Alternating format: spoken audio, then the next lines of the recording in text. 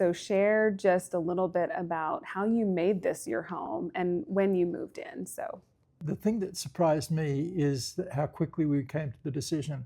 It wasn't something we'd planned. In fact, we were perfectly happy living our life in Woodstock in Vermont. But when we came here and visited 3 years ago for a memorial service, we ran into an old friend who happened to live here, and he and his wife invited us to come and have lunch, which we did. And Barbara and I just walked around the grounds and had a look at their cottage. And on the way back from Los Angeles to Boston, we decided, like that, we decided. It was really impulsive. Now, we should say that, of course, one important bonus to that is we have a daughter. We have 3 kids. The 2 boys are on the East Coast, but our daughter lives in Pasadena. So but it was really a question of thinking ahead. We were living on a 32-acre property in Woodstock in Vermont. And although we were fine with that, it was easy to imagine that was going to become too hard. And we thought, let's get ahead of it because we don't want the kids having to move us out of here. So that was part of the decision. Yeah, and I think too we were changing. Our community was changing. A lot of friends were dying or moving. And we really felt like we're ready for something new. And this is definitely something new. It's been very stimulating for us. I think it's easy after you've been in a place for a long time, been married a long time, to sort of get into a rhythm that feels the same. It's comfortable, but it's easy to stop growing. And I think we both have always felt like that's an important part of our lives. It's interesting when you raise about the community in Woodstock, which we were very close to and very involved in. But as that community changed, we felt ourselves gradually becoming less and less engaged because the community was changing. We moved here, and there is a large community of people who are like us. Tell me what was surprising to you about living in California, maybe that you didn't expect. Because I know a lot of people who come from the East Coast expect Southern California in particular to be really hot all the time, right? So can you share a little bit about the climate that you've experienced? Yeah, well, one thing that's fabulous is how much sunshine there is. And it really, there were a lot of gray days in Vermont. When it was summer, it was great, but the rest of the year could be kind of challenging. It is hot now. We're right in the beginning of August. But what really surprised me was how cool it is in the morning and the evening. So we've changed our schedules a little bit the last couple of months. What we feel like, in fact, this morning I was saying, we have a summer schedule. It's different. Like I was out swimming at 7:30 because I just like being out at that time now. And Chris takes his walks much earlier than you normally would. Yeah, no, the other thing I'd add to that is, yes, it's hot, but it's dry heat. I grew up in Brisbane in Australia where it's hot, but it's humid. Here it's dry heat. You just feel, it's easy to tolerate. But the other thing about moving here, we were living in this small town, Woodstock in Vermont, and we liked the feel of that. But moving here, Claremont has the same feel. It's a college town. I walk about 3 miles each day, and what I do is I walk down to the campuses, the college campuses, and I walk around. It's beautiful, just beautiful. And then the village has got wonderful eating places to eat. We regularly go to the Sunday farmers market. Yeah, that's a big deal for us. Big deal. It's a fun thing to do. Anyhow, it doesn't feel like Los Angeles. This feels like we're in a little college town, which we are, I guess. Mm-hmm. Yeah, and I was really surprised by how even in January I could swim outside. Mm-hmm. That was amazing to me. So the climate has been fine. Yeah. That's good. Was it easy to make friends here, or what was it like? Because I know we often have a lot coming from the Claremont area and surrounding areas, Pomona too. So what was that like, being from a different coast and then moving in? Did you feel welcomed whenever you came here? People are incredibly welcoming. Yeah. I mean, that really, and we got that feeling from our friends who live here. They talked about kind of, even though a lot of people are local, that there's a very much a welcoming aspect to the community, I think.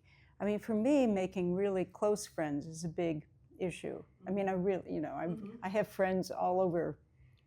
I have friends in New York, in Sydney, but I really want to have friends here. And more I'm feeling like I've found some people who share a lot of common values and interests. So that's happening more. We've found couples that we like to have dinner with, and we'll arrange that and quite regularly.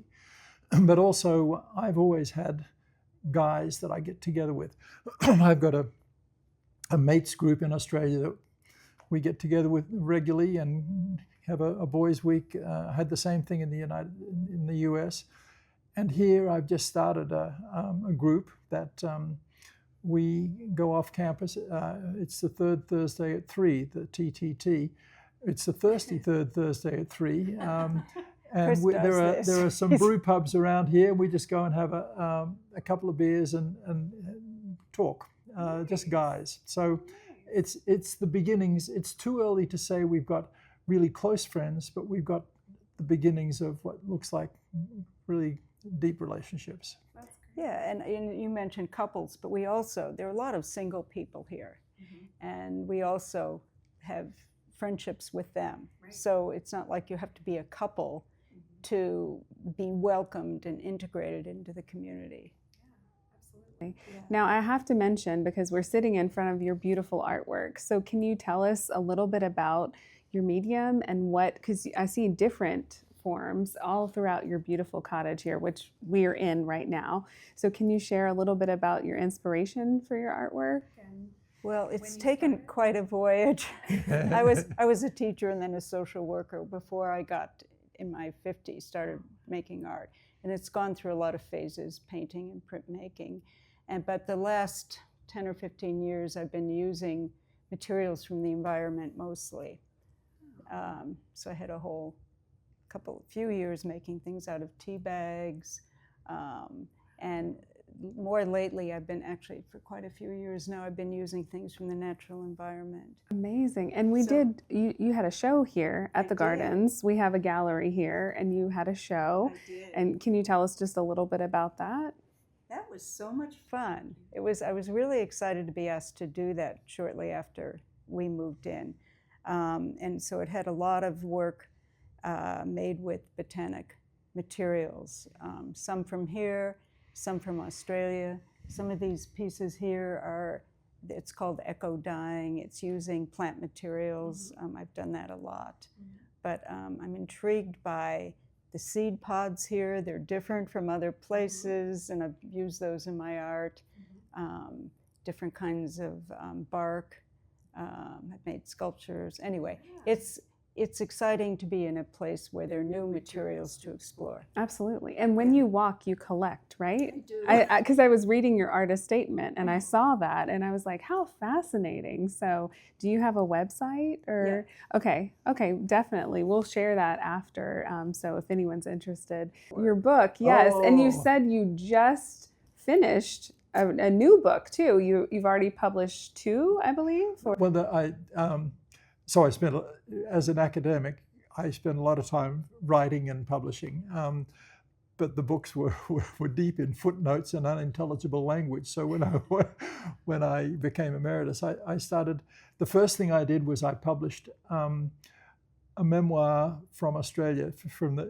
I grew up in the 40s and 50s in Australia, and I was a pretty naughty little boy and a fairly irresponsible adolescent. And there's lots of stories from my youth that I'd never told our kids, and I thought maybe I should confess. So I wrote a book called Barefoot and Boisterous that stopped when I was 21. And then during COVID, I decided I just had an inspiration. I thought I'm going to have a shot at fiction. So I read lots of books about writing fiction and that was very different. And there's lots of books out there. And then I took a shot at it. So then I wrote a book, and I did a lot of rowing when I was young. So I wrote a book called A Bloody Good Cox. It was about a little guy who became a cox of a crew and his life. So that was that book. And then about the time we were moving here, I couldn't write another novel because keeping plot and character development and all that. So in between time, I wrote this book called Incidents and Accidents, and it picks up the other part of my life, or most of my life, where I thought it'd be boring to write a book that just said, and then I went and did this job, and then I moved to the suburbs and whatever.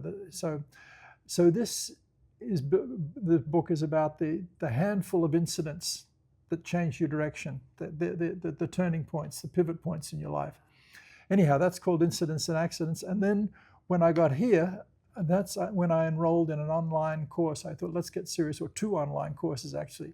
That gave me more of the discipline of writing a novel. And the last one was a 6-month intensive course. We started off with 16 people in the course. That's their limit. And then only 8 survived. It was very intensive. But anyhow, just two weekends ago, I submitted the final manuscript, which is now being reviewed by some of my colleagues and by the instructor. So yeah, it'll hopefully by the end of the year I'll have that one done. We are burying the lead here because you've been married over 50 years too, Right. and you met at a blind date. Would you Yeah. say? So you were both blind to one another. Actually, I was more blind because he at least had gotten my name from a friend who thought I was fine, good enough for Chris to call. I got this call. I had no idea. I didn't have any sense at all that he would be calling.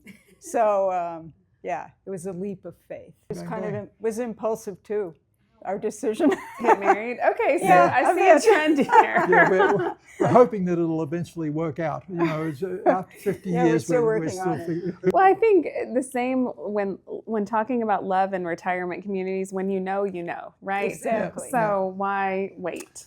You can Yeah. imagine in Incidents and Accidents, this was one of the great incidents that, the turning points.